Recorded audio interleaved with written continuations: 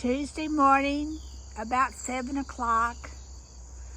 I was outside at about 6 a.m. and it was clear, 75 degrees then. I'm not sure what the temperature is now, an hour later. It's still cool enough to be outside, which I think is just miraculous. But when I first woke up this morning, when I was still lying in bed, the song "Morning Has Broken" by Cat Stevens started ringing in my ear. And by the grace of God, my own morning has broken. I've worked my way through it. I've written my way through it. I've returned to the artist's way, ostensibly to help everybody else in the world. What a true citizen I am. But what I really did, and probably the reason I really did it, was I knew that it would help me. I had been blocked from having moved 4 times in 5 years, just about. I know maybe six. But and that just fried my brain. And I you know, everyone is like Sanford and Sons. Everyone feels like the big one when you're blocked. But somehow or another, God gives us the grace, or we find the grace. It is a gift from God, but the gift from God's always there. It's just our ability to hear it, find it, and see it that fluctuates. Just wrote a blog post called, the title of it is "The Long Autumn Nap." In October 2015, I had suffered another huge writer's block. That time my house had burned in Mississippi. I had scurried away to New Jersey, and I had lived there, just total shadow person, doing things, reading a lot of picture books, quite honestly. I was a children's librarian without being a librarian. I was a storyteller and a program director, but I dealt with picture books and children. That was my day job. My real job is always to be an artist, but I couldn't be an artist. I didn't have the time, for one thing, but I didn't have the energy either. Recent divorce before my house fire, then the house fire, then the darting from Mississippi to New Jersey. What a culture shock. But I loved New Jersey, just couldn't afford it. And I love Mississippi, and finally I've gotten back to Mississippi.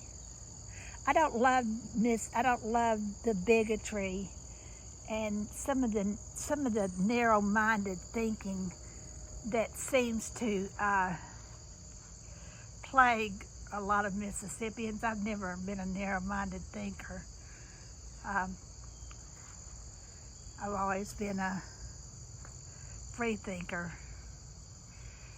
Sometimes it's not such a good thing. Sometimes it's a curse, but it's me. But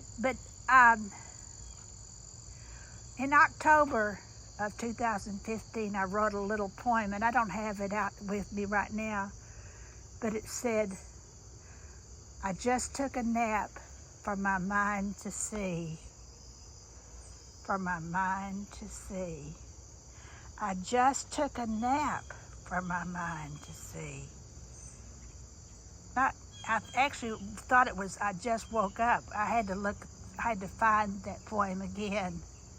By the grace of God, I found it. I just took a nap. You know, that threw my whole blog post into another direction. I was going to write about how waking up is the glorious event. But in that little poem that I wrote, I'm celebrating the sleep, the nap. Waking up. If you don't have the nap, you can't wake up. It's like if you don't have black, you don't really understand white or light. If you don't have darkness, there's no perspective. So I am going to, beginning August 1st, which I've been waiting for, I've been telling y'all about, I'll start doing a deep dive into Natalie Babbitt's book, Tuck Everlasting, which begins, the first lines begin in August, the first week of August. In October, I'll take a deep dive into Ray Bradbury's book, Something Wicked This Way Comes. In my opinion, Ray Bradbury is one of the greatest writers in the 20th century. One of them. I said he was the only, but you know there are several. But so in both Ray Bradbury and Natalie Babbitt deal with the seasons of life. Well, what I've not acknowledged today when I was writing my blog post is that my mind has seasons too. Springs come, and they may not come in April, they may come in July. Hot July in Mississippi. I'm having another morning. Morning has broken again, and I'm prolific, and I'm writing. When I can get inside out of my garden and do it, I paint. I'm praying for rain so that I can't come out in my garden, but I'll be forced to stay inside and I'll paint. In between now and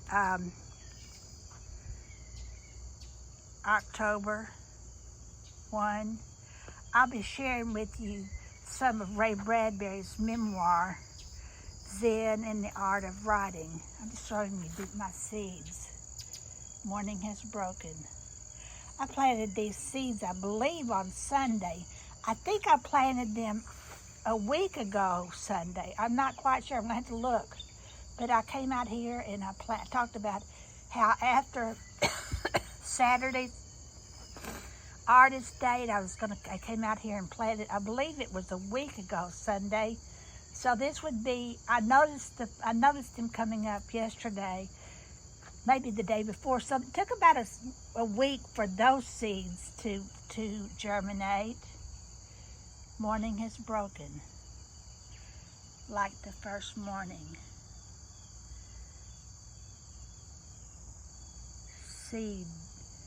Seeds, ideas. Build it, they will come.